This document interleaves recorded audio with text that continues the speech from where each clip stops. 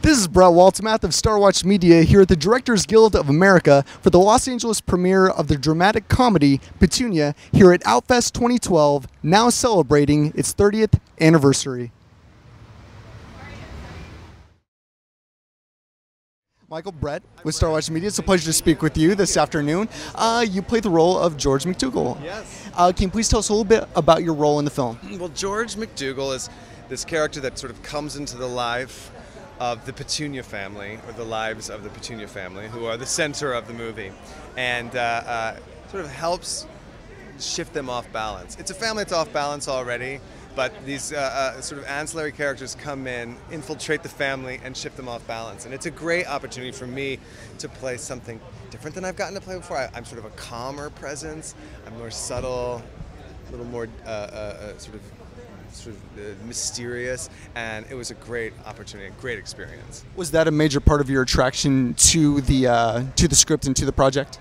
Yes, when I first read the script, I loved the script and I loved the character. I was so excited that somebody was thinking of me for something different. I mean, it's the kind of movie that I love, and that it makes sense that I would be part of. But it's a role that people might not necessarily think of me for. So I was really excited that Ash did. And when I read the script, I saw the movie. You know, sometimes you read a script and you just know what it's going to turn out like, and it did. You were born and raised in Texas. What was your transition like from Texas over to Los Angeles? Well, I don't actually live in Los Angeles. I live in New York, and when I was 19, I moved to New York and went to Juilliard. So it was a huge transition. Obviously, like suburbs of Dallas to Manhattan, Upper West Side, Juilliard is a huge difference. And then it wasn't until I was on the show Ugly Betty that I came to New York, and I was here for a few years. I came to LA. I was here for a few years and then went back to New York to finish that job up. So I'm more of a New Yorker. I like coming to LA. I like wearing shorts in the sun, and it's been awesome to come here and work, and certainly for this. And I'm coming again in a few weeks to start a new TV job. So I do like LA, but the transition from like suburbs of Texas to big city, arguably biggest city, it was crazy, and I definitely was glad to have like the structure of school to sort of make that transition. And classical theater being your focus in school, what was that like to transition to on-camera acting? Oh, good question.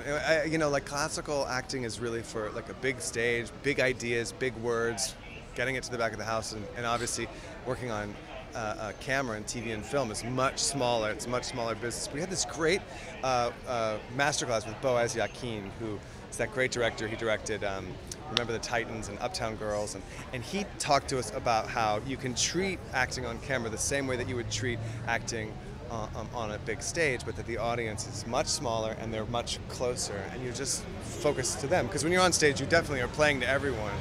And you sort of develop the sense when you're working with a camera to play to the audience right there. So that was a great lesson. That was a great lesson from him.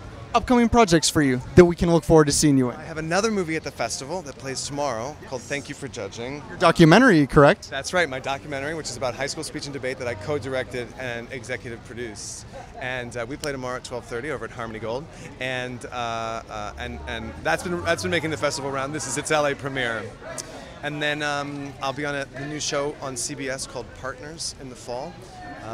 We start September 24th, and it's a sitcom from the creators of Will and Grace.